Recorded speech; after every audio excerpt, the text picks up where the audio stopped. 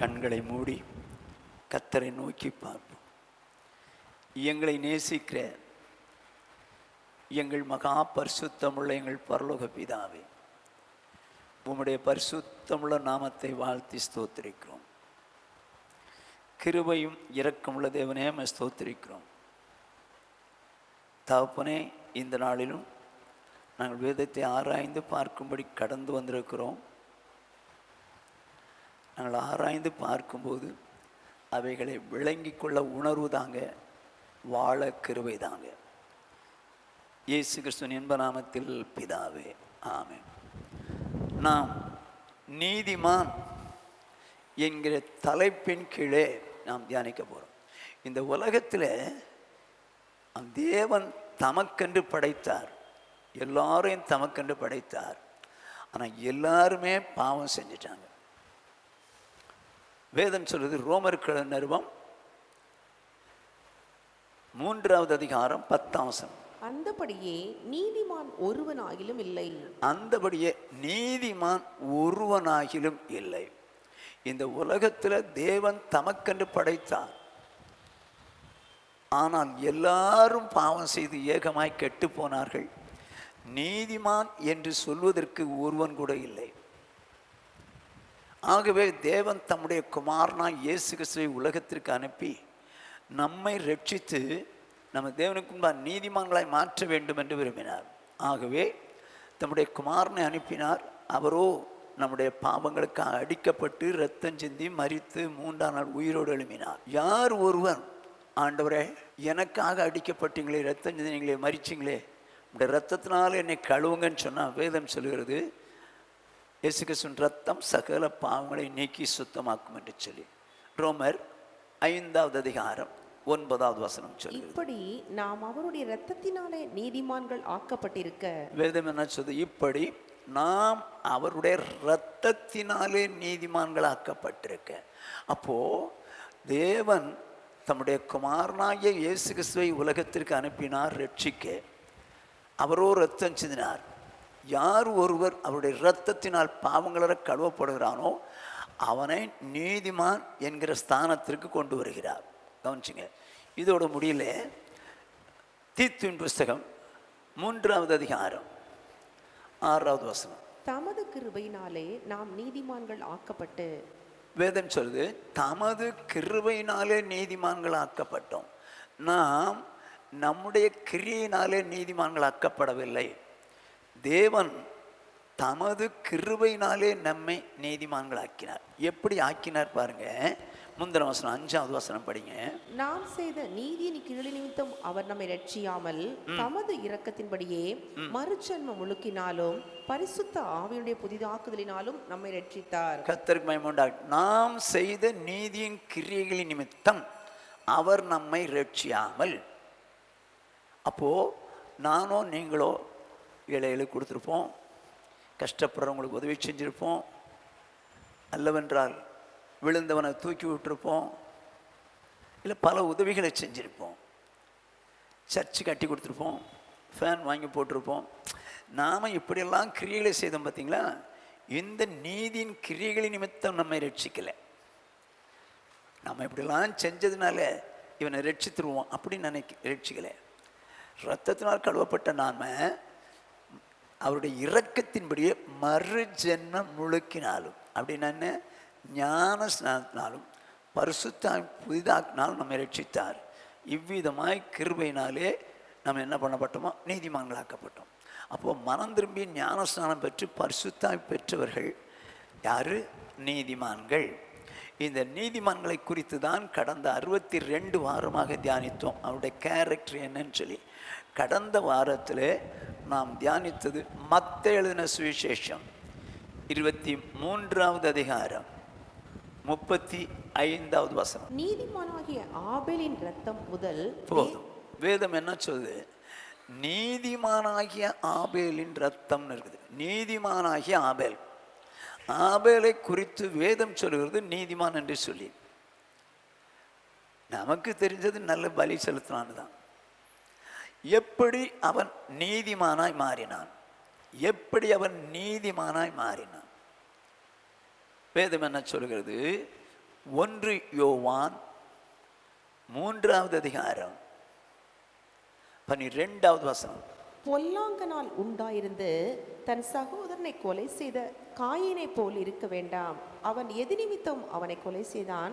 தன் கிரியைகள் பொல்லாதவைகளும் தன் சகோதரனுடைய கிரியைகள் நீதியுள்ளதுமாய் இருந்தது நிமித்தம் தானே. வேதம் என்ன சொல்லுது?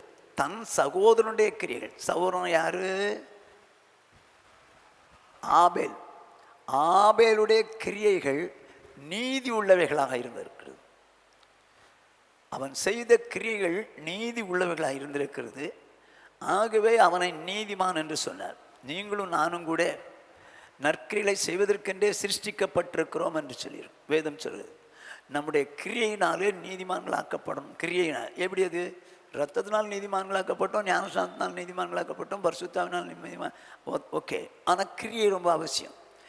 இயேசு கிறிஸ்து எதுக்கு இந்த பூமிக்கு வந்தாரா? பிதாவின் கிரியைகளை செய்து முடிக்கவே இங்கே வந்தேன்னாரு. அப்போ பிதாவி என்ன சொன்னாரோ அதைத்தான் செஞ்சார். அப்படியே வேதம் என்ன சொல்லுது? அவர் செய்யவும் உபதேசிக்கவும் தொடங்கினார் என்று வேதம் சொல்லுது. அப்படியானால் அவர் உபதேசித்ததெல்லாம் என்ன? செஞ்சது. அவர் செய்தது யாருடைய கிரியை? பிதாவினுடைய கிரியை. அவர் சொன்னதை இவர் கிரியையில் காமிச்சிட்டார். அவர் செய்ததை இவர் கிரியையில் காமிச்சிட்டார். நீங்களும் நானும் கூட அவருடைய கிரியைகளை, அதாவது வசனம் என்ன சொல்லுதோ அப்படியே செஞ்சிடணும், அப்படியே வாழ்ந்துடணும். இதுதான் அவருடைய கிரியைகள். நற்கிரிகளை செய்வதற்கென்றே சிருஷ்டிக்கப்பட்டோம். புது சிருஷ்டி, ரட்சிக்கப்பட்டோம். Okay, right. முதல்ல கிரியையினாலே நீதிமானானான். ரெண்டாவது எதனாலே நீதிமான் என்று சொல்லி விளங்கப்பட்டான்? எபிரேயர்கள் நிருபம் 11வது அதிகாரம் 4ஆம் வசனம். விசுவாசத்தினாலே ஆபேல் காயினுடைய பலியிலும் மேன்மையான பலியை தேவனுக்கு செலுத்தினான். அதனாலே அவன் நீதிமான் என்று சாட்சி பெற்றான். அதனாலே அவன் நீதிமான் என்று சாட்சி பெற்றான். எதினாலே?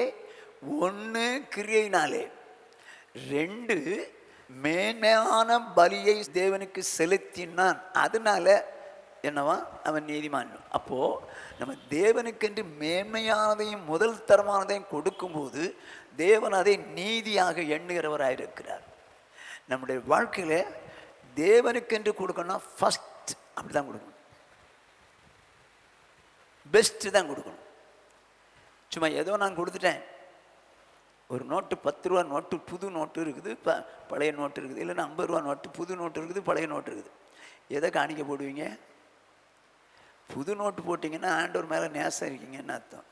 பழைய நோட்டை போட்டு இது வச்சுக்கோ, நமக்கு எந்த மற்றவங்களுக்கு கொடுக்கும்போது பெருசாக நினைப்பாங்க அப்படின்னு நினச்சோன்னா தப்பு போகிறோம்.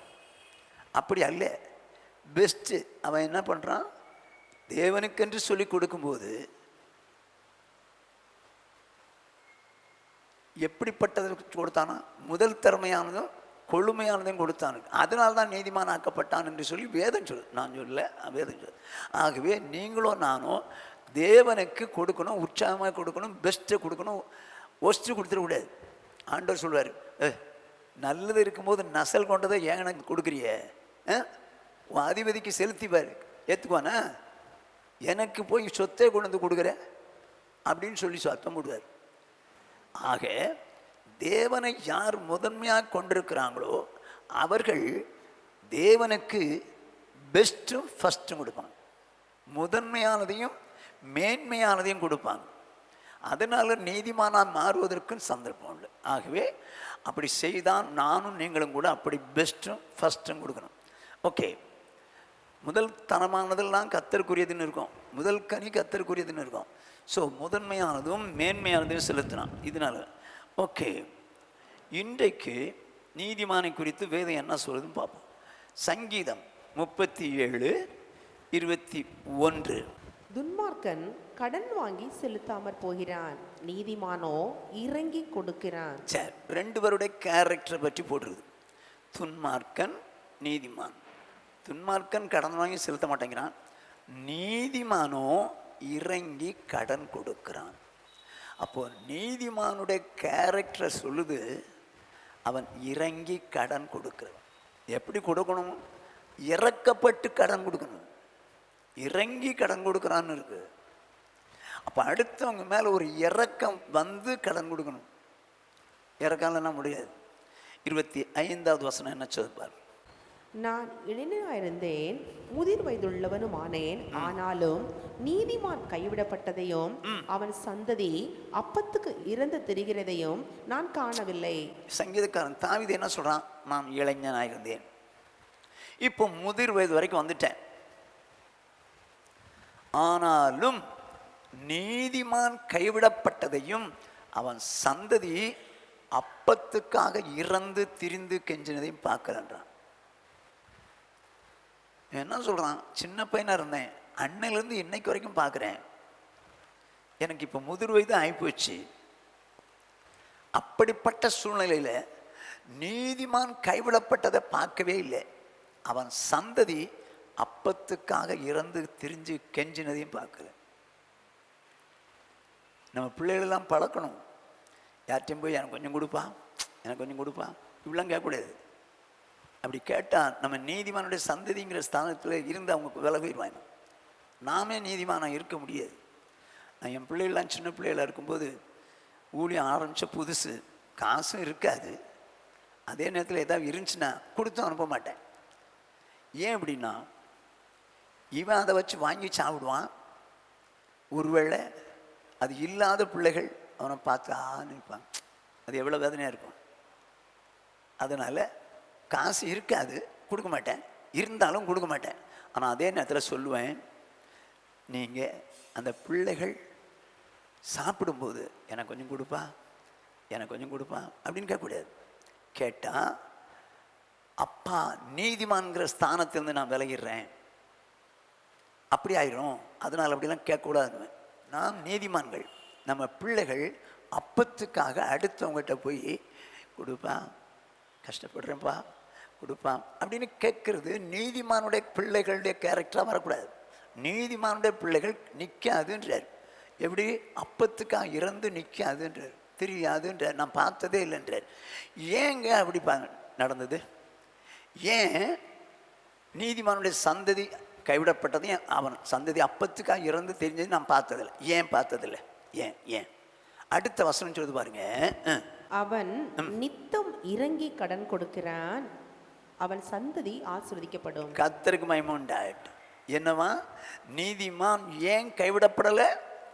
ஏன் அவன் சந்ததி அப்பத்துக்காக இறந்து திரிந்து கெஞ்சினதில்லை? ஏன்? அவன் நித்தமும், யாரு? அந்த நீதிமான் நித்தமும் இறங்கி கடன் கொடுக்கிறான். ஆகையினால அவன் சந்ததி ஆசீர்வதிக்கப்படும். அருமையானவர்களே, நீங்களும் நானும் நீதிமான்கள். நம்மகிட்ட கடன் கேட்குறாங்கன்னா கடன் கொடுக்கணும். எப்போ கொடுக்க முடியும் தெரியுமா? இரக்கம் உள்ளவனுக்கு தான் கொடுக்க முடியும். யாருக்கு இரக்க குணம் இருக்குதோ அவங்களுக்கு தான் கொடுக்கறதுக்கு எண்ணம் வரும். நீதிமான் இறங்கி கடன் கொடுக்கிறான். நானும் நீங்களும் நீதிமான்களாக இருந்தால் கடன் கேட்குறவங்களுக்கு இறங்கி கடன் கொடுக்கணும், கடன் கொடுக்கணும். இன்னைக்கு நம்ம என்ன நினைப்போம்? கொடுத்தா தருவானா? தரமாட்டானே, அப்போ நம்ம தேவைகள் சந்திக்கப்படாது அப்படின்னு இறங்கி கொடுக்க மாட்டோம். துன்மார்க்கன் கடன் வாங்கி செலுத்தாமல் போவான், அது அப்புறம் பார்ப்போம்.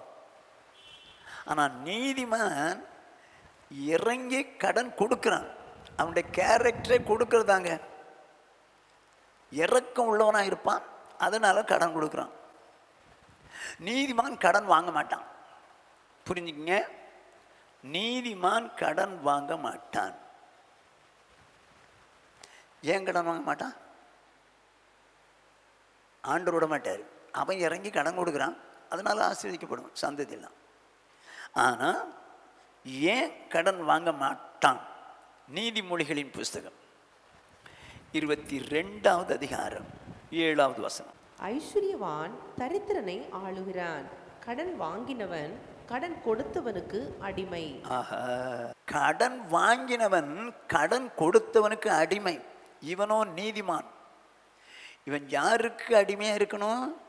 தேவனுக்குத்தான் அடிமையா இருக்கணும், மனுஷனுக்கு அடிமையா இருக்கக்கூடாது. வேதம் என்ன சொல்லுது? கடன் வாங்கினவன் கடன் கொடுத்தவனுக்கு அடிமை. கடன் கொடுத்தவனுக்கு அடிமை. நீங்களோ நானோ கடன் வாங்கியிருந்தோன்னா கொடுத்தவனுக்கு நம்ம அடிமை. எவன்கிட்ட வாங்கினோமோ அவனுக்கு நம்ம அடிமை. ஆனால் நீதிமான் வாங்க மாட்டானா. ஏன்? அவனுக்கு அடிமையாக இருக்க மாட்டேன். அவனுக்கு அடிமையாக இருக்க மாட்டேன். ஏன் அடிமையாக இருக்கக்கூடாது? வேதம் என்ன சொல்லுதுன்னா, 1 கொரிந்தியரின் புஸ்தகம் 7வது அதிகாரம் 23வது வசனம். நீங்கள் கிரயத்துக்கு கொல்லப்பட்டீர்கள், மனுஷருக்கு அடிமைகள் ஆகாதிருங்கள். Very good. என்ன சொல்லுது பாருங்க, நீங்கள் கிரயத்துக்கு கொல்லப்பட்டீர்கள். என்ன கிரயம் கொடுத்து வாங்கினாரு? தேவன் தம்முடைய குமாரனை பலியாக்கி கிரயம் கொடுத்து நம்மை மீட்டார். சத்துருடைய கையில் இருந்தோம், அவனுக்கு அடிமையாக இருந்தோம்.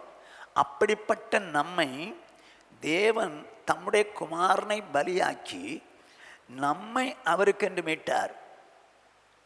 அதனால தான் அவன் சொன்னது, கிரயத்துக்கு கொல்லப்பட்டீர்கள். நீங்கள் என்ன பண்ணாதீங்க? அடிமைகள் ஆகாதிருங்கள், மனுஷருக்கு அடிமைகள் ஆகாதிருங்கள். அப்போ நீதிமான் ஏன் கடன் வாங்கினவன் கடன் கொடுத்தவனுக்கு அடிமை? அப்போ நீதிமான் ஏன் கடன் வாங்க மாட்டேங்கிறான்?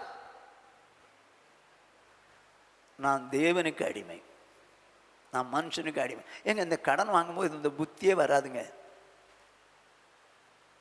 இன்னைக்கு கடன் வாங்காதவங்க யாருன்னு கேளுங்க, 90% கடன் வாங்குறவங்களா தான் இருப்பான். அது ஊழியக்காரனும் விசுவாசி அவிசுவாசி எல்லாம் கடனில் தான் ஓடுது. ஆனால் உண்மையான ஒரு நீதிமான் கடன் வாங்க மாட்டான், ஆனால் இறங்கி கடன் கொடுப்பான். ஏன் கடன் வாங்க மாட்டான்? அவன் தேவனுக்கு அடிமை, மனுஷருக்கு அடிமையாக மாட்டேன். அப்படிங்கிறதுனால கடன் வாங்கினவன் கடன் கொடுத்தவனுக்கு, அப்போ நான் தேவனுக்கு அடிமையாக இருக்க வேண்டியவன், ஒரு மனுஷனுக்கு அடிமையாக இருக்கிறது நான் விரும்பலை அப்படின்னு சொல்லி கடன் வாங்க மாட்டான். வாங்க மாட்டான்.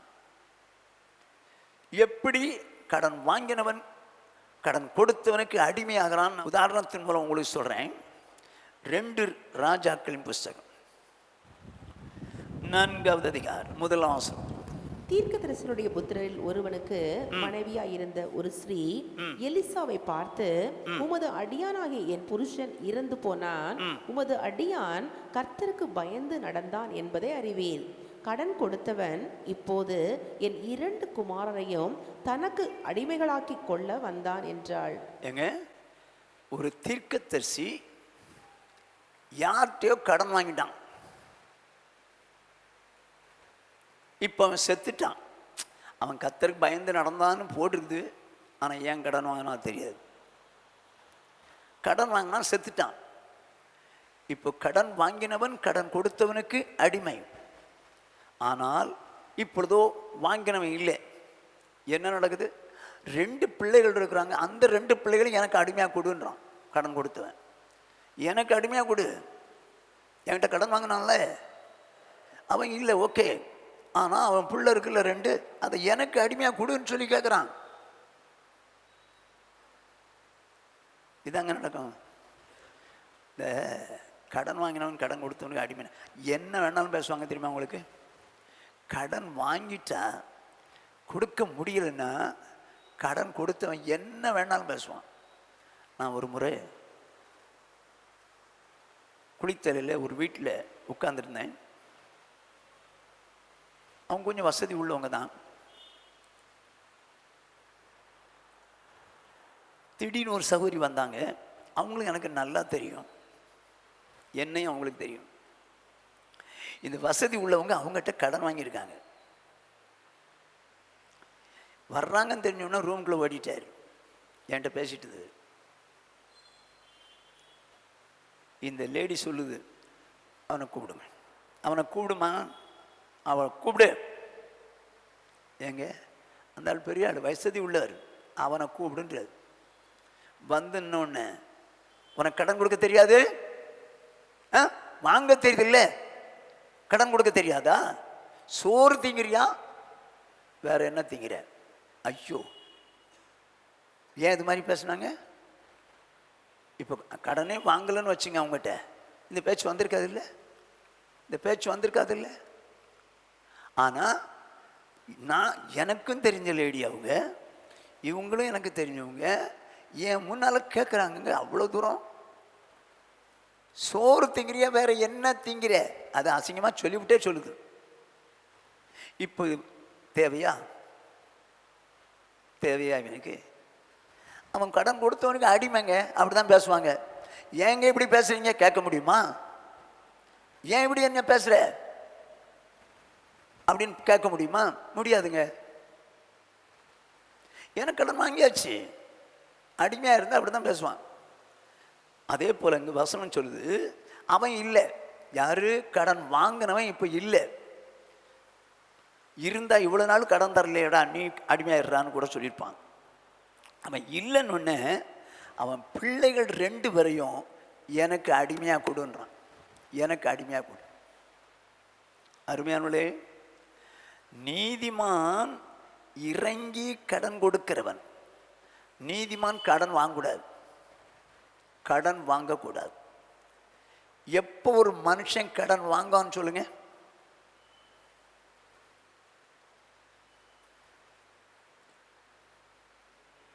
சூழ்நிலை வரும்போது வாங்குவான், சூழ்நிலை வரும்போது வாங்குவான். ஆனால் அந்த சூழ்நிலை வரும்போது கூட நீதிமான் வாங்க மாட்டான். ஏன் வாங்க மாட்டான்? வாங்கினால் தேவனுக்கு அடிமையாக இருக்க வேண்டிய மனுஷன் இவனுக்கு அடிமையாயிடுறான். நீங்கள் கிரயத்துக்கு கொள்ளப்பட்டீர்கள், நீங்கள் மனுஷருக்கு அடிமைகள் ஆகாதிருங்கள். ஆனால் நீதிமான்கள் என்று சொல்லக்கூடியவர்கள் இன்னைக்கு சாதாரணமாக கடன் வாங்கிடுறாங்களே, சாதாரணமாக கடன் வாங்கிடுறாங்க. சூழ்நிலைக்கு தான். உலகத்தான் ஏன் கடன் வாங்குறான்? அவனுடைய சூழ்நிலை கடன் வாங்குறான். நீதிமான் ஏன் கடன் வாங்குறான்? அவன் சூழ்நிலை கடன் வாங்குறான். ஆனால் ஐயோ, நம்ம தேவனுக்கு அடிமையாக இருக்க வேண்டியவங்க இப்போ கடன் வாங்கினதுனால இவனுக்கு அடிமையாக மாறுறோமே யோசிக்கிறாங்க இல்லையே. சாதாரணமாக கடன் வாங்கிட்டு போயிடுறாங்களே. இப்போ என்ன நடக்குதுன்னு பாருங்க. 2ஆம் வசனத்திலிருந்து 7ஆம் வசனம் வரைக்கும் வாசிப்போம். எலிசா அவளை நோக்கி, நான் உனக்கு என்ன செய்ய வேண்டும்? வீட்டில் உன்னிடத்தில் என்ன இருக்கிறது சொல் என்றான். அதற்கு அவள், ஒரு குடம் எண்ணெய் அல்லாமல் உமது அடியாளுடைய வீட்டில் வேறு ஒன்றும் இல்லை என்றார். எலிசா கிட்ட தான் போய் பிரார்த்தனை பண்றா. ஐயா, என் புருஷன் ஆண்டவர் பயப்படுறவன்னு உங்களுக்கு தெரியும், கடன் வாங்கி செத்துட்டான். இப்போ கடன் கொடுத்தவன் என் பிள்ளைகள் 2 அடிமையாக்க வந்திருக்கிறான் அப்படின்னு இவங்கிட்ட வந்து பிரார்த்தனை பண்றா. அவன் சொல்கிறான், ஆமாம், உன் வீட்டில் என்ன இருக்குது? உன் வீட்டில் உங்ககிட்ட என்ன இருக்குது? ஒரு குடம் எண்ணெய் மட்டும் இருக்குது, எண்ணெய் மட்டும் இருக்குது, வேற எதுவுமே இல்லையா? அப்படியா? ரைட். அவன் சொல்கிற சொல்யூஷனை பாருங்க, அவனுக்கு கொடுக்குற ஆலோசனை பாருங்க. அப்பொழுது அவன், நீ போய் உன்னுடைய அயல் வீட்டுக்காரர் எல்லாரிடத்திலும் அநேகம் வெறும் பாத்திரங்களை கேட்டு வாங்கி உள்ளே போய் உன் பிள்ளைகளுடன் உள்ளே நின்று கதவை பூட்டி அந்த பாத்திரங்கள் எல்லாவற்றிலும் வார்த்து நிறைந்ததை ஒரு பக்கத்தில் வை என்றான். சரி, என்ன சொல்றான்?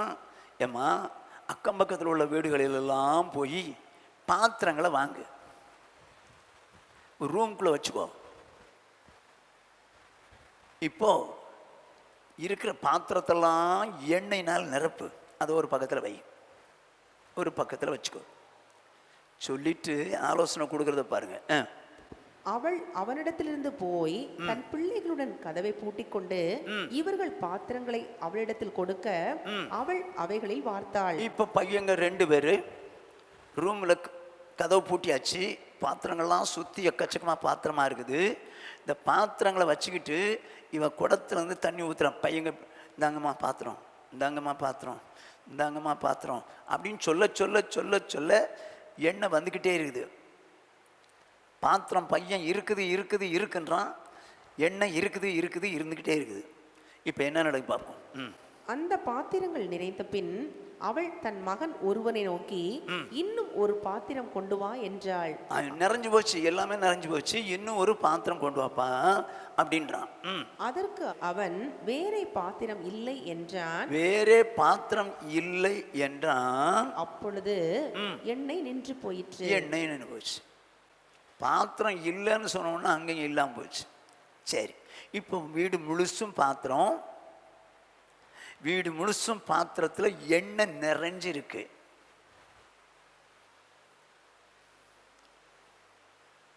என்ன சொல்லி கொடுக்குறான் பாருங்க, ஃபுல்லாக எண்ணெய். அவன் என்ன சொல்கிறான் ஆலோசனை எலிசா? வாசிங்க. அவள் போய் தேவனுடைய மனுஷனுக்கு அதை அறிவித்தாள். அப்பொழுது அவன், நீ போய் அந்த எண்ணெயை விற்று உன் கடனை தீர்த்து மீந்ததை கொண்டு நீயும் உன் பிள்ளைகளும் ஜீவனம் பண்ணுங்கள் என்றான். இவன் தாங்க ஒரிஜினல் தேவனுடைய மனுஷன். ஆலோசனை கொடுக்குறான் பாருங்க. என்ன கொடுக்குறான்? அதை வித்துரு, வித்த உடனே பணம் கிடைக்கும்.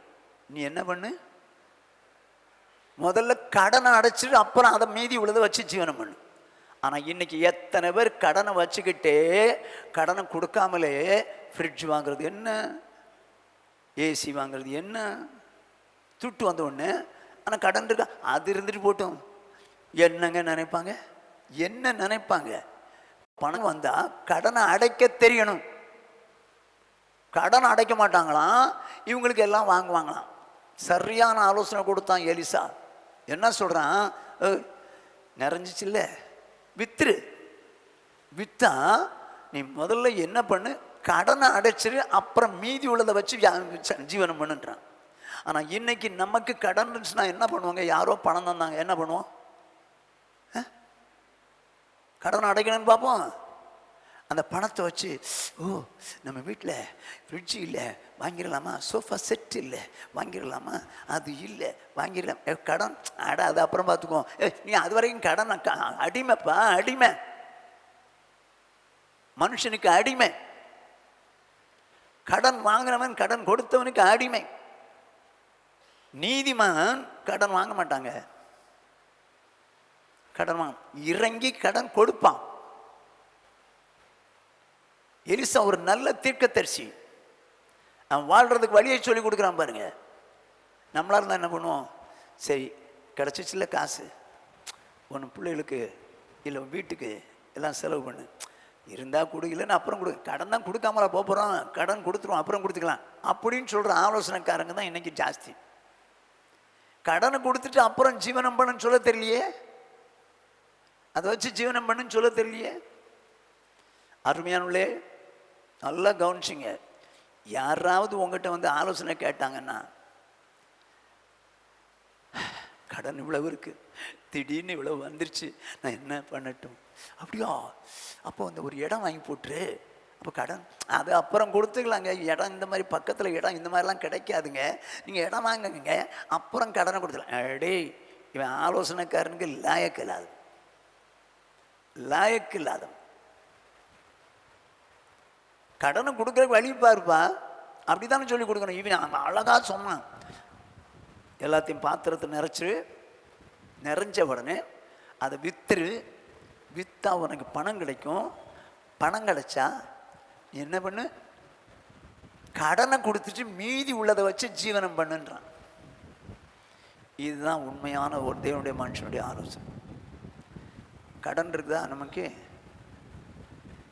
கடன் இருந்தால் அவங்க நிலைமை பற்றி பின்னால் சொல்லித்தரேன், கடைசியில் சொல்கிறேன். இன்னைக்கு கடன் வாங்கிறதுக்கு அஞ்சுறதே இல்லை. யாரை சொல்கிறேன்? உலகத்தான் எப்படியோ இருந்து போகிறான். விசுவாசி கடன் வாங்கிறதுக்கு அஞ்சுறதே இல்லை. விசுவாசி இறங்கி கடன் கொடுக்கிறவனாக இருக்கணும். விசுவாசி கடன் வாங்குறவனாக இருக்கக்கூடாது. இயேசு தம்முடைய சீஷர்களுக்கு சொல்கிறாரு, லூக்கா எழுதின சுவிசேஷம் 6வது அதிகாரம் 20வது வசனம். அப்பொழுது அவர் தம்முடைய சீஷர்களை நோக்கி பார்த்து, போதும் ஒரு நிமிஷம் நிறுத்திங்க. அப்பொழுது அவர் தம்முடைய சீஷர்களை நோக்கி பார்த்து, இப்போ வாசிங்க 35ஆம் வசனம். உங்கள் சத்துக்களை சிநேகியுங்கள், நன்மை செய்யுங்கள், கைமாறு கருதாமல் கடன் கொடுங்கள், அப்பொழுது உங்கள் பலன் மிகுதியாயிருக்கும், உன்னதமானவருக்கு நீங்கள் பிள்ளைகளாயிருப்பீர்கள். அவர் நன்றி அறியாதவர்களுக்கும் துரோகிகளுக்கும் நன்மை செய்கிறாரே. என்ன சொல்கிறாரு? தேவன் தம்முடைய சீஷர்களுக்கு வாயை திறந்து சொன்னதாவது, கைமாறு கருதாமல் கடன் கொடுங்கள். அவன் திரும்ப தருவான், இல்லை அவனால் பின்னால் நமக்கு லாபம் இருக்கும் அப்படின்னு நினைச்சு கடன் கொடுக்காதீங்க. கைமாறு கருதாமல் கடன் கொடுங்கள், அப்பொழுது உங்கள் பலன் மிகுதியாக இருக்கும், உன்னதமானவருக்கு பிள்ளைகளாக இருப்பீர்கள். அப்போ இந்த கடன் கொடுக்கும்போது என்ன செய்யணுமா? கை மாறி திரும்ப தருவான் அப்படின்னு நினச்சி கொடுக்கூடாதான். அப்படின்னு நினச்சி உலகத்தான் கொடுப்பாங்க, உலகத்தான் அப்படி தான் கொடுப்பான். எப்போ கடன் தருவேன், எப்போ வாங்கிட்டுற, எப்போ தருவேன், எப்போ தருவேன், 6 மாதத்தில் தரேன், தரலன்னா அப்படி தான் பேசுவாங்க. ஆனால் இங்கே இயேசு சொல்கிறார், கைமாறு கருதாமல் கடன் கொடுங்க, அப்பொழுது உங்கள் பலன் மிகுதியாக இருக்கும். இப்போ 34வது வசனத்தை வாசிங்க. திரும்ப கொடுப்பார்கள் என்று நம்பி நீங்கள் கடன் கொடுத்தால் உங்களுக்கு பலன் என்ன? திரும்ப தங்களுக்கு கொடுக்கப்படும்படியாக பாவிகளும் பாவிகளுக்கு கடன் கொடுக்கிறார்களே. அடே, என்ன மாதிரி சொல்றாரு பாருங்களேன். திரும்ப கொடுப்பார்கள் என்று நீங்கள் கடன் கொடுத்தால் உங்களுக்கு பலன் என்ன? ஆனால் கடன் வாங்குறவன் என்ன பண்ணுவான், திருப்பி தருவேன் தான் சொல்லுவான். ஆனால் நீங்கள் என்ன செய்யாதீங்க, திரும்ப தருவார்கள் என்று சொல்லி கடன் கொடுத்தால் உங்களுக்கு பலன் என்ன? பாவியா அப்படி தானே செய்கிறேன், பாவியா அப்படி தானே செய்கிறான். ஆனால் நீ நீதிமான் தானே, நீ நீதிமான் தானே, அவன் திரும்ப தருவான் நீ ஏன் நினைக்கிற? திரும்ப தருவான் கடன் கொடுக்காத, நினைக்காத. இதெல்லாம் நடக்கிற காரியமாங்க. கடனை கொடுத்துட்டு திரும்ப தரமாட்டான், வாங்க முடியாது, வாங்கக்கூடாது, அவன்கிட்ட கேட்கக்கூடாது, அப்படிலாம் நினைக்கிறது காரியமா? இது நச்சரிச்சிருவான் கொடுத்துட்டு. ஏய், 1 மாதத்தில் தரேன்னாலடா, 1 மாதத்தில் தரேன்னாலடா. இப்போ மாதம் என்னடா, 2ஆம் மாதம் ஆச்சு, 3ஆம் மாதம் ஆச்சு, கொடுக்குறியா இல்லையா? ஐயோ, நான் சொல்கிறது உலகத்தானே மட்டும் சொல்ல, விசுவாசியும் சேர்த்தான் சொல்கிறேன். விசுவாசிகள் இந்த நிலைமை தான். ஆண்டவர் சொல்கிறார், சீஷர்களுக்கு தான் சொல்கிறார், தேவனுடைய பிள்ளைகளுக்கு தான் சொல்கிறார், உலகத்தாருக்கு சொல்கிறார். எத்தனை பேர் கடனை கொடுத்துட்டு கடன் கேட்டுக்கிட்டே இருக்கோம் சொல்லுங்கள்? கடன் கொடுத்துட்டு எத்தனை பேர் கேட்டுக்கிட்டு இருக்கோம்? நான் உங்களுக்கு சாட்சியாக வேணா சொல்கிறேன், பெருமைக்கு சொல்ல வரல, சாட்சியாக வேணா சொல்கிறேன். நான் ஒரு நாள் மத்தியானம் ஒரு 2:30 மணிக்கு ஒரு வாலிபரில் கல்யாணம் ஆனவன் தான். நான் இங்கே உட்காந்துருக்கிறேன், வந்தான், அழுறான், கல்யாணம் ஆனவன் அழுறான். பாஸ்டர், நான் தற்கொலை பண்ணலான்னு நினைக்கிறேன் பாஸ்டர், என்னால் வாழ முடியல பாஸ்டர், கடனை வாங்கினவன் கடன் என் வீட்டில் வந்து தொந்தரவு பண்ணி என்னை என்னமோ பேசுகிறான், ஐயோ எனக்கு வாழ பிடிக்கல, செத்துடலான்னு இருக்கிறேன் அப்படின்னு சொல்லி என்கிட்ட வந்து அழுறான். நானும் சரி கடன் வாங்கியிருப்பான் பொழுதுன்னு சொல்லி என்கிட்ட அந்த நேரத்தில் 2.5 லட்சம் ரூபா இருந்துச்சு. நான் ஒரு 50,000 கொடுத்தேன், 50,000 வாங்கிட்டு போயிட்டான். அடுத்த நாள் திரும்ப வந்துட்டான், பாஸ்டர் அது பத்தலைன்றான், இப்போ எனக்கு நீ மொத்தத்தில் வச்சாதான் முடியுன்றான். என்னால் முடியல பாஸ்டர், தற்கொலை பண்ணணும் போல இருக்கு பாஸ்டர், என்னால் முடியல பாஸ்டர், திரும்ப அழுறான். என்ன செய்யணுன்ற? எனக்கு ஒரு 2 லட்சம் இருந்தால் கொடுங்கன்றான். என்கிட்ட அதுதான் இருந்தது, அப்படியே கொடுத்துட்டேன். அவன் என்ன சொன்னான் தெரியுமா? ஒரே மாதத்தில், அவன் ஒரு விசுவாசி, ஊழியம் செய்யறான், ஒரே மாதத்தில் தந்துடுறேன் பாஸ்டர்னா. ஏன்பா என்னாச்சுப்பா? இல்லை பாஸ்டர், என் லேண்டை விற்கிறதுக்காக ஒருத்தர்கிட்ட சொல்லியிருக்கேன், அவர் வர்றேன் இருக்காரு, வந்தோன்னு தந்துடுவேன். அப்படி சொல்லி நாளாகும், தரமாட்டான். சரி லேண்டை அடமானம் வச்சு தந்துடுறேன் பாஸ்டர், தஞ்சாவூர்லேருந்து லேண்டு வாங்குறதுக்கு வர்றாங்க பாஸ்டர், ஊழியக்காரன் போய் சொல்லிக்கிட்டே இருக்கிறான். எனக்கு தாங்க முடியல. ஏய் மனுஷனடா நீ, அன்னைக்கு அழுதுட்டு நான் செத்துருவேன்னு சொன்னேன், செத்து போவேன்னு சொன்னதுக்காக நான் கடனை கொடுத்தா இந்த மாதிரி பண்ணுறிய அப்படின்னு சொன்னான். ஒரு 30,000 ரூபாய் தந்தான். சரி கொஞ்ச நாள் பொறுத்துக்கிட்டேன், திரும்ப தரல, திரும்பவும் கேட்டான், அமைதியாக இருக்கிறான், தந்துடுவேன், இதோ தந்துடுறேன், அதை தந்தேன். அவன் வாங்கி 2-3 வருஷம் இருக்கும், இன்னைக்கு வரைக்கும் தரல. ஆனால் நான் ஒரு நாள் இந்த வசனத்தை படித்தேன். திரும்ப கொடுப்பார்கள் என்று நம்பி நீங்கள் கடன் கொடுத்தால் உங்களுக்கு பலன் என்ன? திரும்ப தங்களுக்கு கொடுக்கப்படும்படியாக பாவிகளும் பாவிகளுக்கு கடன் கொடுக்கிறார்களே. இந்த வசனத்தை படித்த உடனே இனிமே அவன்கிட்ட கடனை கேட்கக்கூடாது, இனிமே அவன்கிட்ட கடன் கேட்கக்கூடாது. இன்னைக்கு வரைக்கும் நான் அவன்கிட்ட கடன் கேட்டதே இல்லை. ஆனால் எங்கள் வீட்டுக்கு வருவான், என்கிட்ட நல்லா பேசுவான், நல்லா விசாரிச்சுட்டு போயிடுவான். நானும் அவனை பார்த்தா விசாரிப்பேன், கொள்ளுவேன், பேசுவேன். ஆனால் ஒரு நாளும் ஏன்பா என்னாச்சுப்பா கடன் நான் கேட்கவே மாட்டேன். நான் ஏன் சொல்கிறேன்னா, இந்த வசனம் அப்படி சொல்லுது. திரும்ப கொடுப்பார்கள் என்று கடன் கொடுத்தால் உங்களுக்கு பலன் என்ன? தங்களுக்கு கொடுக்கும்படியாய் பாவிகளும் கடன் கொடுக்கிறார்களே. பாவியினுடைய லிஸ்ட்டில் நானும் வந்துடுறேனே. நான் திரும்ப கேட்டால் பாவி லிஸ்ட்டில் நானும் வந்துடுறேனே. இப்போ நம்மளால் மன்னிக்கணும், நம்ம எத்தனை பேர்ட்ட கடன் கொடுத்துட்டு கேட்டுக்கிட்டே உட்காந்துருக்கோம், நச்சரிச்சுட்டு இருக்கோம். கொடுக்குறியா இல்லையா, கொடுக்குறியா இல்லை. சும்மானாலும் போய் கூட சொல்லுவோம், நான் ஒரு பிஸ்னஸ் பண்ணலான்னு இருக்கிறேன், இல்லை என் பிள்ளை கல்யாணம் பண்ணணும்னு நினைக்கிறேன், கொடு, இல்லை வீடு வாங்கணும்னு நினைக்கிறேன், கொடுத்துரு கொடுத்துரு கொடுத்துரு கொடுத்துருன்னு சொல்லி நச்சரிச்சிருவோம். இறங்கி கடன் கொடுக்குறான், அவன் கடன் வாங்க மாட்டான், கடன் வாங்க மாட்டாங்க. நீதிமான்கள் கடன் வாங்கக்கூடாது, அது சாபங்க. நான் சொல்லித்தரேன். இப்போ கடன் உங்ககிட்ட வாங்கிட்டாங்க, இன்னைக்கு பிரசங்க கேட்டுட்டீங்க, இனிமேல் திரும்ப கேட்க மாட்டீங்களே.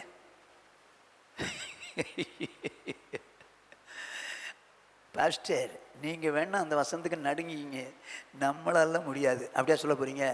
எங்கள் தேவன் தம்முடைய சீஷர்களுக்கு தான் கொடுத்தாருங்க சொல்லாரு. நாமும் அவருக்கு தானே வசனத்தின்படி தானே வாழணும், வசனத்தின்படி தானே வாழணும்.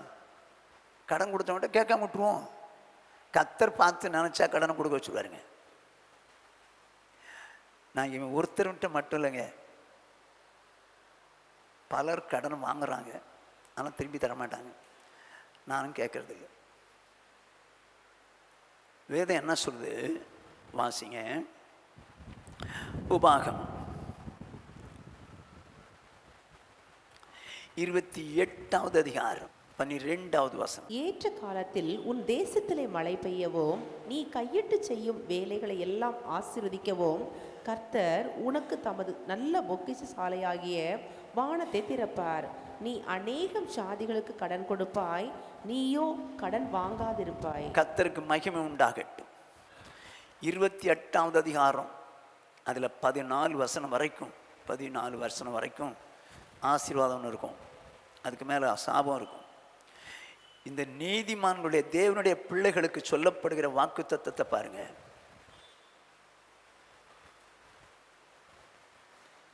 அவர் தமது நல்ல பொக்கிஷசாலையாகிய வானத்தை திறப்பார். நீ அநேகம் ஜாதிகளுக்கு கடன் கொடுப்பாய், நீயோ கடன் வாங்க மாட்டாய். தேவனுடைய ஆசீர்வாதங்க. அநேகருக்கு கொடுக்கிறது தேவன் தந்த ஆசீர்வாதம். கடன் கொடுக்கிறோம் பார்த்தீங்களா, இது ஆசீர்வாதம். நீ கடன் வாங்க மாட்டாய். இன்னைக்கு எத்தனை பேர் கடன் வாங்கிட்டு உட்காந்துருக்கோம்? எத்தனை பேருங்க கடன் வாங்கிட்டு உட்காந்துருக்கோம்?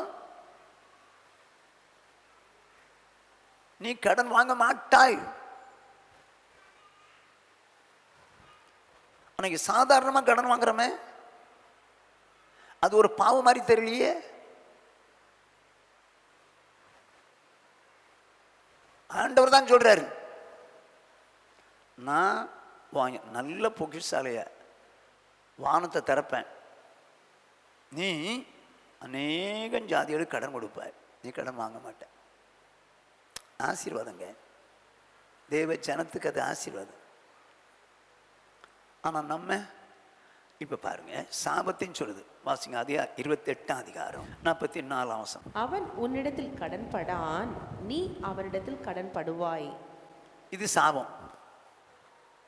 சாபத்தில் ஒன்று, நீ அநேகம் ஜாதிகளுக்கு கடன் கொடுப்பாய், நீ கடன் வாங்க மாட்டாய். இது ஆசீர்வாதம். சாபம் என்ன? அவன் அந்நியன் உனக்கு மேம்பட்டு இருப்பான், அவன் உன்கிட்ட கடன் பட மாட்டான், நீ அவன்கிட்ட கடன் பட்டிருப்ப. இப்போ கடன் வாங்கினது சாபங்க. கடன் வாங்கிறது சாபம். கடன் வாங்காமல் இருக்கிறோம் பாருங்க, ஆசீர்வாதம். அது இறங்கி கடன் கொடுத்துட்டு அவன் திரும்ப தருவான் அப்படின்னு நச்சரிக்காமல், ரைட் தந்தா பரவாயில்ல தரலாம் விட்டுருவோம் அப்படின்னு நினைக்கிறான் பாருங்க, பலன் பரலோகத்தில் உண்டு. ஆனால் அந்த பலனை பற்றிலாம் கவலைப்படுறது இல்லையா. நமக்கு இந்த உலகத்தில் நம்ம கொடுத்து திரும்பி வரணும் அப்படி தான் நினைக்கிறோம். இப்போ கடன் வந்து கேட்குறான், என்ன பண்ணுவீங்க? ஆண்டோட முகம் கோணாமல் கடன் கொடுத்துருங்க. நம்ம எப்போ தருவேன், எவ்வளோ நாள்? இன்னும் சில கிறிஸ்தவன் இருக்கான் கெட்டிக்காரனுங்க. எப்படின்னா, இவன் கையில் காசு வச்சுருப்பான், கேட்டால் இவன் காசுன்னு தெரினா தரமாட்டான்னு நினச்சிட்டு என்கிட்ட காசு இல்லைப்பான்டுவான். இல்லைங்க எப்படியாவது தான் வேணுங்க. அப்போ ஒன்று செய்கிறேன், என் ஃப்ரெண்டு ஒருத்தர் இருக்கிறான், அவன்கிட்ட நான் கடன் வாங்கி கொடுக்குறேன். இவன் காசுன்னா ஆட்டை போட்டுவான்னு நினச்சி என் ஃப்ரெண்டு ஒருத்தன் இருக்கான், அவன்கிட்ட கடன் வாங்கி தரேன். கடன் வாங்கி கொடுத்த மாதிரி சொல்லிட்டு நான் ஃப்ரெண்டுகிட்ட கேட்டேங்க, அவன் 5 வட்டி கேட்குறாங்க. துட்டு யார் துட்டு? இவன் துட்டு. இவன் என்ன சொல்கிறான், ஃப்ரெண்டுக்கிட்ட வாங்கி தர்ற மாதிரி தரேன்னு சொல்லிட்டு 5 வட்டி. சார் பரவாயில்ல சார், 5 வட்டியாக இருந்தாலும் பரவாயில்ல சார், எனக்கு அவசரமாக பணம் வேணும் சார், 5 வட்டியை கொடுத்துடும். 5 வட்டிக்கு இது காசை கொடுத்தாச்சு. மாதம் முடித்த உடனே கொண்டு வந்து கொடுக்குறான். 2 மாதம் கழித்து கடன் கொடுக்கறதுக்கு லேட் பண்ணுறான். ஏய் ஏன் கொடுக்க மாட்டேங்கிற? கடன் கொடுத்தவன் என்கிட்ட வந்து கேட்குறான்டா, என்கிட்ட வந்து கேட்குறான், ஏன் தர மாட்டேங்கிற? துட்டு இவன் துட்டு. ஆனால் என்ன சொல்கிறான், இவங்களாம் விசுவாசி.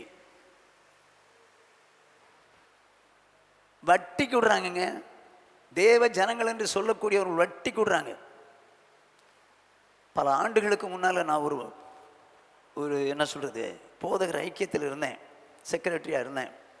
அதில் ஒருத்தர் வட்டிக்கு விட்டுட்டார், ஒரு போதகர். நான் கேட்டேன், இந்த பாருங்க, இந்த ஐக்கியம் வேறு, என்னுடைய பர்சனல் லைஃப் வேறு, இதில் நீங்கள் இன்டர்ஃபியர் பண்ண முடியாது. வட்டிக்கு விடக்கூடாது, நீங்கள் இதில் இன்டர்ஃபியர் ஆகாதீங்க. இன்னும் 2 மேட்ரு நடந்துச்சாங்க. 2 முறையும் எச்சரித்து பார்த்தேன், கேட்குற மாதிரி தெரியல. துன்மார்க்கனை பார்க்கும்போது உரிமித்து போகிறாய், அவர்களோடு கூட உனக்கு பங்கு உண்டுன்னு சொல்லி ஒரு வசனம் இருக்குது. பார்த்தேன், ரிசைன்மெண்ட்டு வெளியே போயிட்டேன். இவங்களோடு கூட சேர்ந்தா நானும் யார் ஆயிடுவேன்? அவங்க துர்க்கரிகளுக்கு பங்குள்ளவங்கன்னா மாறிடுவேன். நான் ஏன் சொல்கிறேன்னா, வட்டிக்கு சாதாரணமாக விடுறாங்கங்க, வட்டிக்கு விடக்கூடாது. சரி, நம்ம இறங்கி கடன் கொடுக்கணும், ஆனால் திரும்ப தருவான்னு நினச்சி கொடுக்கூடாதான்.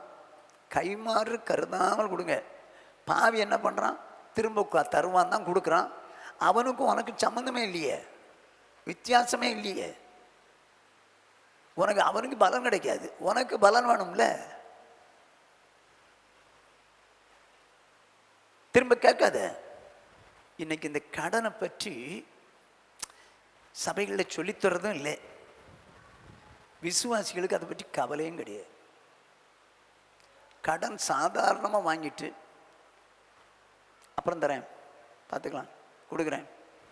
எண்ணெய் நிறைஞ்சிருக்குது, எண்ணெயை விற்று கடனை கொடுத்துட்டு ஜீவனம் பண்ணுன்ற உலகத்தில் சொல்லுவாங்க.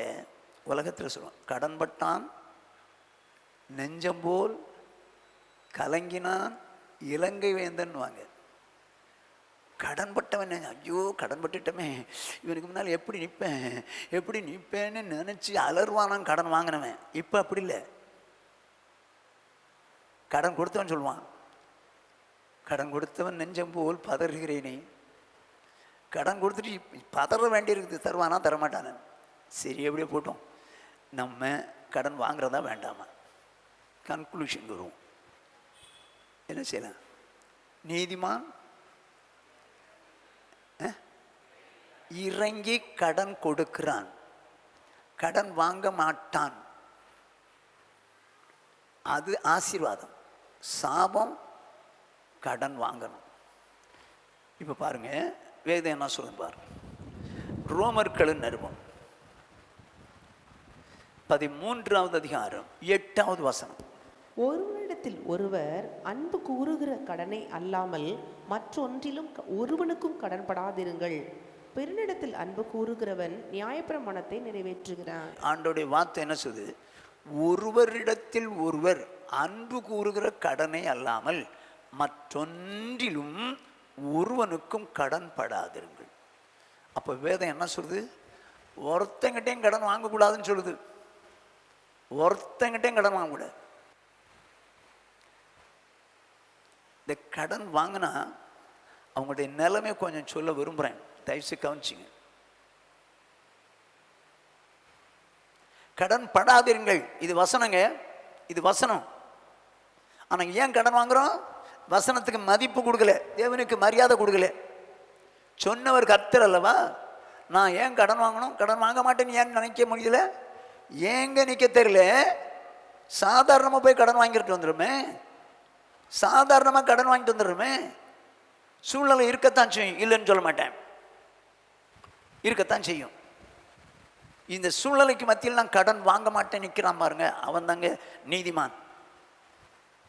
அவன் தான் நீதிமான். இன்னைக்கு சர்வ சாதாரணமாக கடன் வாங்கி வச்சிருக்காங்க. இந்த பல வருஷத்துக்கு முன்னால் எனக்கு தெரிஞ்சவர் ஒரு வீடு கட்டுறாரு. நான் கேட்டேன், ஆமாம் கையில் காசு வச்சு கட்டுறீங்களா இல்லை கடன் வாங்க? பாஸ்டர், கடன் வாங்கி தான் கட்டுறேன், கடன் வாங்கி தான் கட்டுறேன். கடன் வாங்கி என் வீடை கட்டுறீங்க? இவ்வளவு கடன்? அவர் ஒரு அமௌண்ட் சொன்னார். இவ்வளவு கடனா? ஆமாம். சாதாரண சொல்கிறேன் பாஸ்டர், எவ்வளவு கடன் இருக்குதோ அந்த அளவுக்கு அவனுக்கு மரியாதை பாஸ்டர்ன்றான். எப்படி? எவ்வளவு கடன் வச்சுருக்கனோ அந்த அளவுக்கு எனக்கு மரியாதை அப்படின்றாரு. ஸோ கடன் 10 லட்சம் வந்துச்சுன்னா பெரிய பணக்காரன் பொழுதுவா மரியாதை. ஐயோ ஐயோ, கடன் வாங்காதன்னா கடன் வாங்கி வச்சுட்டு இது எனக்கு மரியாதை. ஐயோ, கடன் வாங்காதிருங்கள்னு ஒரு வசனம் இருக்குது. இது என்ன செய்யலாங்க? இந்த வசனத்தை படிக்கிறீங்க, என்ன செய்வீங்க? அன்பினால் அன்றி வேறென்றிலும் கடன் படாதிருங்கள், படாதிருங்கள். என்ன செய்யலாம்? ஏன் கடன் வாங்குறாங்க?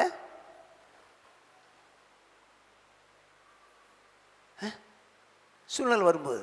ஆனால் நீதிமான் கடன் வாங்க மாட்டான், கடன் வாங்க மாட்டான், இறங்கி கடன் கொடுப்பான், கடன் வாங்க மாட்டான். அதுதான் ஆசீர்வாதம். சாபம் என்ன? நீ அநேகர் உங்ககிட்ட கடன் படுவாய், நீ அநேகர் இடத்துல கடன் படுவாய், நீ கடன் படுவாய். சாபங்க, நம்ம கடன் வாங்கியிருந்தா சாபத்தில் இருக்கிறோன்னு அர்த்தம். கடன் வாங்காதன்னு சொன்னால் அது ஒரு வசனம் தானே. எங்க கொலை செய்யாதிருப்பாயாக, கொலை செஞ்சால் தப்பு தானே. கொலைலாம் செய்ய மாட்டோங்க. ஐயோ, நாங்கள் கொலைலாம் செய்ய மாட்டோம். அந்த கொலை செய்யக்கூடாதுன்னு சொன்ன வசனம் தானே கடன் வாங்காதான்னு சொல்லியிருக்குது. ஆனால் இதை மட்டும் செய்யலாமா, கொலை மட்டும் செய்ய மாட்டோமா? அது ஏன்? கொலை செஞ்சால் பிடிச்சிருவானுங்கன்னு பயம். இதுனா ஏமாத்திட்டு போயிடலாம்ல. அதனால கொலை செய்ய மாட்டாங்களாம், ஆனால் கடன் வாங்கிடுவாங்களாம். ஐயோ ஐயோ,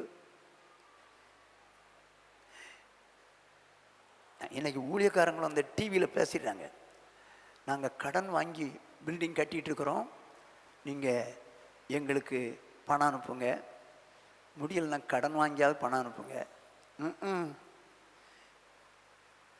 என்ன ஆட்களாக இருப்பாருங்க, துட்டு வசூலிக்கிறதுல பெரிய ஆட்கள் ஊழியக்காரங்க.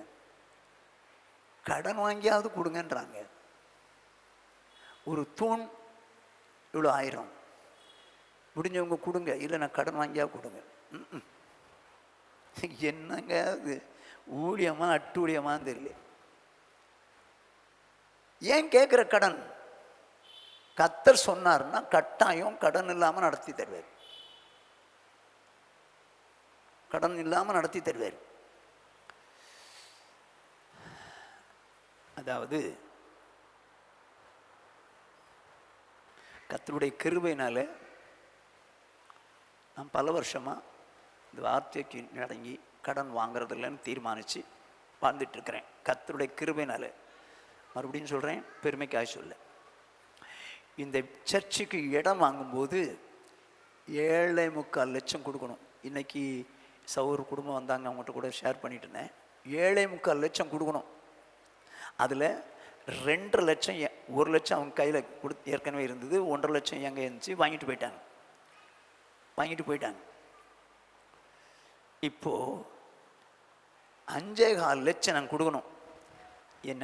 என்னை நேசிக்கிற ஒருத்தர் வந்தார். வந்து, பாஸ்டர் எவ்வளோ கொடுக்கணும் பாஸ்டர்? 5.25 லட்சம். நான் கொடுக்குறேன் பாஸ்டர், நான் கொடுக்குறேன். நீங்கள் உங்களுக்கு எப்போ கிடைக்குதோ அப்போ கொடுத்துருங்கண்ணே. நான் சொன்னேன், வெரி சாரி பிரதர், நான் கடன் வாங்குறதில்லை. இல்லை பாஸ்டர், கடனாக தரல, நான் உங்களுக்கு கடனாக கொடுக்கல, எப்போ முடியுதோ அப்போ கொடுங்கன்ற. இது என்னடையாது, கடனாக கொடுக்கலையா? எப்போ முடிஞ்சாலும் அப்போ கொடுங்களாம். அப்போ அது கடன் தானே கேட்குறாரு. நான் சொன்னேன், வெரி சாரி, நான் கடனே வாங்குறதில்ல பிரதர். நீங்கள் கடன் இவ்வளோ தூரம் கடன் இந்த மாதிரி பணம் தர்றேன்னு சொன்னதுக்காக என் தேவனை ஸ்தோத்திரிக்கிறேன், உங்களுக்கு நன்றி செலுத்துறேன்னு விட்டுட்டேன். வாங்கவே இல்லையே. கர்த்தருக்கு மகிமை உண்டாகும்படி சொல்கிறேன். இந்த நாள் வரைக்கும் தேவன் என்ன எங்கேயும் யாரிடத்துலையும் கடன் வாங்காமல் நடத்திட்டு இருக்கிறார். இந்த சர்ச்சு கட்டினமே, இந்த சர்ச்சு கட்டும்போது என்கிட்ட 11 லட்சம் தான் இருந்துச்சு. இப்போ வரும் மெட்டீரியல் வரும்போது உடனே காசு கொடுக்கணும், உடனே காசு கொடுக்கணும். ஆனால் என் ஆண்டவர் அற்புதமானவர். மேஸ்திரி வந்து கேட்பார், ஃபாதர் கட்டினா பணம் இருக்குமா அப்படின்னாரு. அந்த கலசத்தில் கொஞ்சம் மாவு இருக்குது, கட்டுங்கன்னு எடுத்து கொடுத்துலான்னு. அப்புறம் அவர் வருவார், கலசத்தில் மாவு இருக்கா? மாவு இருக்கா? நான் சொன்னேன், மாவு இருக்குது, கட்டுங்க. எனக்கு அந்தந்த வேலைக்கு அந்தந்த நேரத்தில் மெட்டீரியல் வந்து இறங்கும், இரும்பு வந்து இறங்கும். நான் 2 நாள் கழித்து தரேன்லாம் சொல்ல மாட்டேன்.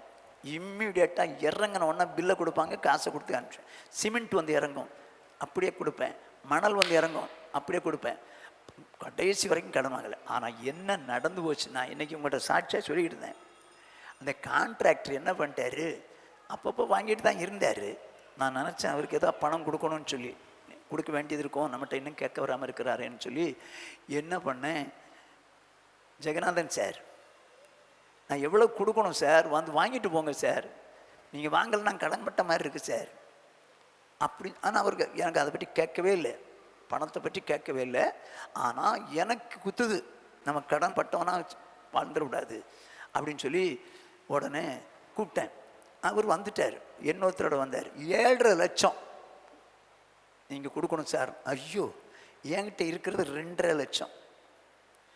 1,70,000 ரூபா பேங்க்கில் இருக்குது, 90,000 ரூபா என் கையில் இருக்குது.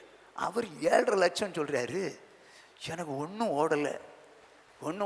அப்படி இப்படின்னு குறைச்சி அவரும் ஒத்துக்கிட்டார். குறைச்சி வந்துட்டு கடைசியில் ஒரு செக் எழுதினேன், 1,60,000, 90,000 கையில் இருக்குது. 2ஐயும் சேர்த்து வச்சு, ஜெகநாதன் சார் நாங்க பிடிங்க, இதுக்கு மேலே நான் 10 பைசா கூட தரமாட்டேன், என்கிட்ட இல்லை, என்கிட்ட கொடுக்குற மாதிரி இல்லை, இவ்வளவு தான் அப்படின்னு. ஃபாதர் போதும் ஃபாதர், எனக்கு உங்களுக்கு சர்ச்சு கட்டி கொடுத்தா எனக்கு நிறைய கட்டி தருவார், நான் போயிட்டு வரணும் போயிட்டார். கடனே கேட்கல, மீதி உள்ளதை எங்க தரலன்னு கேட்கல. கத்தர் அந்த 7.5 லட்சம் கொடுக்கணுங்கிறதையும் கூட கத்தர் மாற்றி சாதாரணமாக கொடுக்க வச்சிட்டார். நான் ஏன் சொல்கிறேன்னா, தேவன் நினச்சா எதையும் செய்வார். ஆமென். கடன் கொடுங்க, ஆனால் கடன் வாங்காதிருங்க. கடன் வாங்குறது சாபம், கடன் கொடுக்கறது ஆசீர்வாதம். அது எப்படி கொடுக்கணுமா? திரும்ப தருவாங்கன்னு நினச்சி கொடுக்கக்கூடாதான், அதுதான் ஆபத்து. ஆனால் நமக்கு அப்போ எப்போ தருவேன் கண்டிஷனோட தான் வந்து கொடுப்போம். இப்போ பாருங்க, இயேசு சொல்லி கொடுக்கறத பாரு, வாசிங்க. லூக்கா எழுதின சுவிசேஷம் 11வது அதிகாரம் 4வது வசனம். எங்கள் பாவங்களை எங்களுக்கு மன்னியும், எங்கள் பாவங்களை எங்களுக்கு மன்னியும். நாங்களும் எங்களிடத்தில் கடன்பட்ட எவனுக்கும் மன்னிக்கிறோமே. எங்களை சோதனைக்கு உட்பட பண்ணாமல் தீமை என்று எங்களை ரட்சித்துக் கொள்ளும் என்று சொல்லுங்கள் என்றார். என்ன சொல்றாரு? நாங்களும் எங்களிடத்தில் கடன்பட்ட எவனுக்கும் மன்னிக்கிறோமே அப்படின்னு சொல்லுங்க. இது என்னடா அது? இதனால்தான் பெந்தேகோஸ்துக்காரங்க இந்த இயேசு கிறிஸ்துவினுடைய அந்த ஜெபத்தை சொல்றது இல்லையோ, நாங்கள் மன்னிக்கிறது போல நீங்கள் எனக்கு மன்னிங்கன்னு சொல்றது இல்லையோ. அப்படி இல்லை, அன்னைக்கு ஜெபம் செய்ய தெரியாதுன்னு சொன்னாங்க, அதுக்கு தான் சொல்லி கொடுத்தேன். ஆனால் என்ன சொல்லி கொடுப்பார்? எங்களிடத்தில் கடன்பட்ட எவனுக்கும் மன்னிக்கிறோமே, ஜெபம் பண்ணும்போது சொல்லுங்கன்றாரு. அப்போ எல்லாருக்கும் மன்னிக்கணுன்றார் அவரு. கடன்பட்ட எல்லாரும் மன்னிக்கணுன்றார். இயேசு தான் சொல்றார். அருமையானவர்களே, நீதிமான் இறங்கி கடன் கொடுக்கிறான், துன்மார்க்கன் கடன் வாங்கி செலுத்தாமல் போகிறான். ரெண்டும் வித்தியாசம். நீங்களும் நானும் கடன் படக்கூடாது. அன்பினால் அன்றி வேறொன்றிலும் கடன் படாதிருங்கள். கடன் வாங்கக்கூடாது. நீதிமான் ஆசீர்வதிக்கப்பட்டிருப்பான், அவன் கடன் வாங்க மாட்டான், அவன் கடன் கொடுப்பான். ஆனால் சாபம், நீதிமானாக இருந்தாலும் கடன் வாங்குவது சாபம். வேணாம். என்ன சொல்லுது? நீதிமொழிகளின் புஸ்தகம் 22வது அதிகாரம் 26வது. கையடித்து உடன்பட்டு கடனுக்காக பிணைப்படுவர்களில் ஒருவன் ஆகாதே. என்னங்க, கடன் வாங்கக்கூடாதுன்னு சொல்றாரு. அதே நேரத்தில் கையடித்து உடன்பட்டு கடனுக்காக பிணைப்படுகிறவர்களில் ஒருவனாக. பிணைப்படுறதுன்னா கேரண்டி கொடுக்குறது, அப்படிதானே? யாருக்கும் கேரண்டி கொடுக்காதீங்க. அவன் தரலன்னு கொடுக்கலன்னு வச்சுங்க, என்னாகும்? உங்கள் பொருளை எடுத்துகிட்டு போயிடுவான்றார். கடன் வாங்கக்கூடாதுங்கிறது வசனம், கடனுக்காக பிணைப்படக்கூடாதுங்கிறது வசனம். இப்போ உங்கள்கிட்ட வந்து கடன் கேட்குறாங்கங்க, நீங்கள் இல்லைன்றீங்க. அப்போ உங்கள்கிட்ட சொல்கிறாரு, உங்களுக்கு தெரிஞ்ச நண்பர் ஒருத்தர் இருக்கார்ல, அவர்கிட்ட கொஞ்சம் வாங்கி கொடுங்களேன் அப்படின்றார். நீங்கள் அதுக்காக பிணைப்பட்டீங்கன்னா சிக்கிட்டீங்கன்னு அர்த்தம். நீங்கள் கொடுக்க முடியலன்னா, அவன் கொடுக்க முடியலன்னா நீங்கள் என்ன ஆகணும்? நீங்கள் தான் கொடுக்கணும். அவன் படுக்கையை தூக்கிட்டு போய் எடுத்துகிட்டு போயிடுவானேன்னு. யாருக்கும் ஷேரிட்டி போடக்கூடாது. அப்படி போட்டால் கடன் விடுகிறவன் சீக்கிரவான். ஸோ கடன் வாங்கிறதும் தப்பு, பாவம் பிணைப்படுகிறதும் தப்பு. சரி, முடிவுக்கு வருவோம். இந்த கடன் வாங்கினார்களே, அந்த கடன் பட்டவர்களுடைய நிலைமை என்ன? ஒன்று, கடன் வாங்கக்கூடாது என்கிற வசனத்துக்கு மாறாக நடக்கிறார்கள். First point. ரெண்டாவது, கடன் வாங்கினால் அது சாபம். மூன்றாவது, கடன் கொடுத்தவனுக்கு அடிமை. நான்காவது, கடன்காரன் திரும்ப திரும்ப கேட்க வரும்போது என்ன சொல்ல வேண்டியிருக்கும்? பொய் சொல்லிகிட்டே இருப்பான். ஐந்தாவது, கடன் கொடுத்தவனை பார்த்தோன்னே பயப்படுவான். ஐயோ, என்ன சொல்ல போகிறானோ தெரியலையே, என்ன பண்ண போகிறானோ தெரியலையே அப்படின்னு பயப்படுவான். அஞ்சாவது. ஆறாவது, கடன் கொடுத்தவன்கிட்ட சுவிசேஷம் சொல்ல முடியுமா? நீங்கள் கடன் வாங்கினவங்கிட்ட சுவிசேஷம் சொல்ல முடியுமா? சில ஆண்டுகளுக்கு முன்னால் எனக்கு தெரிந்த ஒரு நண்பர் ஒருவருக்கு சுவிசேஷம் சொல்லியிருக்கிறார்.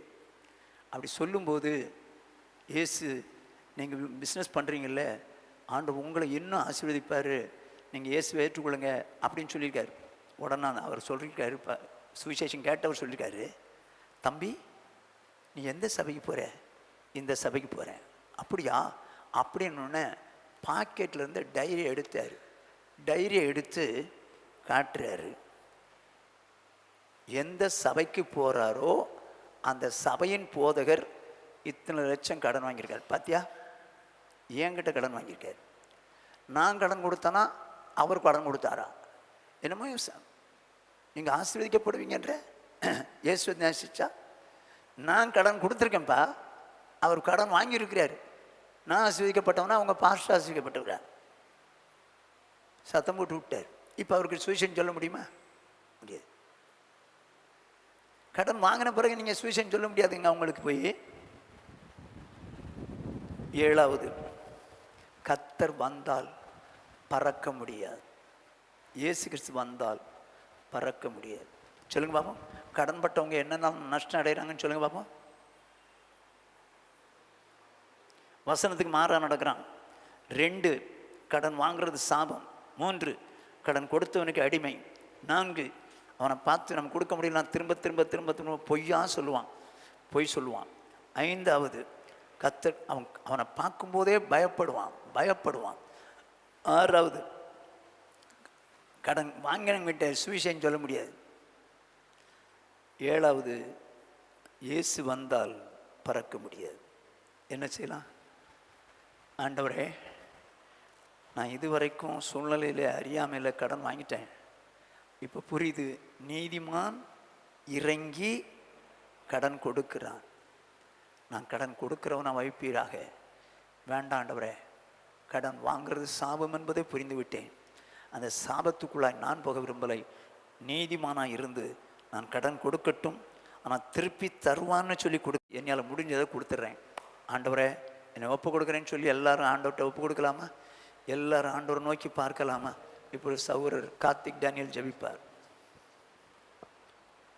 ஸ்தோத்திரிக்கிற ஆண்டவரே, ஸ்தோத்திரிக்கிற ஆண்டவரே, துதிக்கிறோம், ஸ்தோத்திரிக்கிறோம், ஸ்தோத்திரிக்கிறோம், ஸ்தோத்திரிக்கிற ஆண்டவரே, கிருபை உள்ளவரே, ஸ்தோத்திக்கிறப்பா, இரக்கம் உள்ளவரே, ஸ்தோத்திக்கிற ஆண்டவரே, இந்த நாளிலும் ஆண்டவரே அப்பா தகப்பனே, இந்த வேத பாட வகுப்புக்கு ஆண்டவரே எங்களை அழைத்து வந்து ஆண்டவரே ஸ்தோத்திரம் ஆண்டவரே அப்பா, நீதிமான் தகப்பனே கடன் இறங்கி கொடுக்கிறான் என்று சொல்லியிருக்கீங்களா அப்பா தகப்பனே, எங்களுக்கு ஆண்டவரே தகப்பனே, இப்படி வார்த்தையினால் எங்களோடு கூட இடைப்பட்ட காரியங்களுக்காக நன்றி செலுத்துகிற ஆண்டவரே அப்பா தகப்பனே, ஸ்தோத்திரம் ஆண்டவரே, ஸ்தோத்திக்கிறப்பா தகப்பனே, ஒரு நாளும் ஆண்டவரே அப்பா தகப்பனே சூழ்நிலை நிமித்தமோ எந்த ஒரு காரியத்தினால் ஆண்டவர் தகப்பனே கடன் படாதபடி அப்பா தகப்பனே, அதோடைய உடைய வார்த்தைக்கு மீறி ஆண்டவர் எந்த ஒரு நாளிலும் செயல்படாதபடி அப்பா தகப்பனே, ஸ்தோத்திரம் ஆண்டவரே தகப்பனே, அன்பினால் அன்றி அப்பா வேறு ஒன்றிலும் ஆண்டவர்கள் எங்களுக்கு கடன்படாதற்கு எங்களுக்கு உதவி செய்வீராக ஆண்டவரே அப்பா தகப்பனே, ஒரு நாள் தகப்பனே, அன்பினால் அன்றி வேறு ஒன்றிலும் ஆண்டவரே அப்பா கடன்படாதற்கு உதவி செய்வீராக ஆண்டவரே. அது சாபமா இருக்கிறது ஆண்டவரே அப்பா தகப்பனே, ஒரு நாள் ஆண்டவரே எங்களை போய் கடன் வாங்கி ஆண்டவரே சாபத்துக்குள்ளாகாதபடி ஆண்டவரே, அது நிமித்தம் ஆண்டவரே தகப்பனே, ஸ்தோத்திரம் ஆண்டவரே அப்பா தகப்பனே, அவர்களை பார்த்து ஆண்டவரே தகப்பனே, ஸ்தோத்திரம் ஆண்டவரே, பொய் சொல்கிற நிலைமைக்கோ ஆண்டவரே, அவர்களை பார்த்து ஆண்டவரே பயப்படுகிற நிலைமைக்கோ ஆளாகாதபடி தேவனே ஸ்தோத்திரம் ஆண்டவரே தகப்பனே, ஸ்தோத்திரம் ஆண்டவரே அப்பா தகப்பனே, அந்த சாபத்துக்கு விலகி ஆண்டவரே தகப்பனே, நாங்கள் அநேகருக்கு ஆண்டவரே அப்பா நீதிமானாகி நாங்கள் அநேகருக்கு இறங்கி கடன் கொடுக்கிறவர்களாய் எங்களை மாற்றுவீராக ஆண்டவரே, மாற்றுவீராக, மாற்றுவீராகப்பா ஆண்டவரே, மாற்றுவீராக ஆண்டவரே, மாற்றுவீராக ஆண்டவரே தகப்பனே, ஸ்தோத்திக்கிறப்பா ஆண்டவரே. ஒருவேளை அப்பா தகப்பனே, இந்த காரியத்தில் ஆண்டவர் எங்கள் ஆண்டவர் தவறு இருந்தால் தகப்பனே இந்த நாளில் அர்ப்பணிக்கிறோம்ப்பா ஆண்டவரே, எங்களை மன்னிப்பீராக ஆண்டவரே, மன்னிப்பீராகப்பா ஆண்டவரே தகப்பனே. இனி ஆண்டவரே அப்பா தகப்பனே, ஸ்தோத்திரம் ஆண்டவரே, நீயோ அநேக ஜாதிகளுக்கு கடன் கொடுப்பாய் ஆண்டவரே, கடன் படாதிருப்பாய்ன்னு சொன்ன வார்த்தையின்படியாக ஆண்டவரே நாங்கள் ஆண்டவரே அப்பா தகப்பனே, நாங்கள் ஆசீர்வாதமாக இருக்கும்படியாக ஆண்டவரே அநேகருக்கு நாங்கள் ஆண்டவரே இறங்கி கடன் கொடுக்க கிருபதாங்கப்பா. அதோடு மாத்திரம் ஆண்டவரே அப்பா தகப்பனே, கொடுக்கும்போது ஆண்டவரே தகப்பனே நாங்கள் திரும்ப கொடுப்பார்கள் என்ற எண்ணத்தோடு ஆண்டவரே கொடுக்காதபடி ஆண்டவரே இறங்கி ஆண்டவரே கடன் கொடுக்கிறதுக்கு எங்களுக்கு உதவி செய்வீராக ஆண்டவரே அப்பா. ஸ்தோத்திரிக்கிறோம், ஸ்தோத்திரிக்கிறோம், ஸ்தோத்திரிக்கிறோம், ஸ்தோத்திரிக்கிறோம் ஆண்டவரே, ஸ்தோத்திரிக்கிறப்பா ஆண்டவரே. கடன் ஒரு நாளும் ஆண்டவரே நாங்கள் ஆண்டவரே கடன் பட்ட நிலைமையில இருந்தா ஆண்டவரே தகப்பனே, ஸ்தோத்திரம் குமாரனாய் கிறிஸ்து வந்து அவரோடு கூட பறக்க முடியாது ஆண்டவரே அப்பா. எந்த ஒரு நாளிலும் ஆண்டவரே அப்படிப்பட்ட சூழ்நிலையில் நாங்கள் ஆண்டவரே ஆளாகாதபடி ஆண்டவரே தகப்பனே, ஸ்தோத்திரம் அப்பா தகப்பனே, வார்த்தையின்படியே நாங்கள் ஆசீர்வதிக்கப்பட்டவர்களாய் நாங்கள் கடன் கேட்கிறவர்களுக்கு ஆண்டவரே முகம் கோடாமல் நாங்கள் கடன் கொடுக்கிறவர்களாய் ஆண்டவரே தகப்பனே, எதிர்பார்த்து ஆண்டவரே தகப்பனே கடன் கொடுக்கிறவர்களாய் இராதபடி ஆண்டவரே தகப்பனே, ஸ்தோத்திரம் ஆண்டவரே, ஸ்தோத்திரிக்கப்பட்ட வார்த்தையின்படியே அப்பா தகப்பனே நாங்கள் இறங்கி கடன் கொடுக்க எங்களுக்கு உதவி செய்யுங்கப்பா ஆண்டவரே. இதை கேட்ட ஆண்டவரே தகப்பனே, வார்த்தையின்படியே நாங்கள் வாழ்ந்து விட அப்பா எங்களுக்கு கிருபைதாங்க ஆண்டவரே. எங்கள் ஸ்தோத்திரிக்கிற ஆண்டவரே, ஸ்தோத்திரிக்கிறப்பா ஆண்டவரே, முடிவு வரையும் இந்த ஜீவனுள்ள நாள் வரையும் ஆண்டவரே அப்பா கேட்ட வசந்தபடியே வாழ்ந்து விட எங்களுக்கு கிருபைதாங்கப்பா ஆண்டவரே. தாழ்த்துகிற வெறுமையாக்குறோம் மீட்பர் இயேசுவில் ஜெபிக்கிறோம் எங்கள் ஜீவன் நல்ல பிதாவே, ஆமென். என் ஆத்துமாவே கர்த்தரை ஸ்தோத்திரி, என் முழுவதுமே அவருடைய பரிசுத்த நாமத்தை ஸ்தோத்திரி. என் ஆத்துமாவே கர்த்தரை ஸ்தோத்திரி, அவர் செய்த சகல உபகாரங்களை மறவாதே. ஆமென். நம்முடைய கர்த்தராகிய இயேசு கிறிஸ்துவினுடைய கிருபையும் பிதாவாகிய தேவனுடைய அன்பும் பரிசுத்த ஆவியானுடைய ஐக்கியமும் அந்யோன்யமும் ஆறுதலும் சமாதானமும் இன்றும் என்றும் நம் அனைவரோடும் உலகில் உள்ள சகல பரிசுத்தங்களோடு இருந்து காப்பதாக. ஹல்லேலூயா, ஹல்லேலூயா, ஹல்லேலூயா.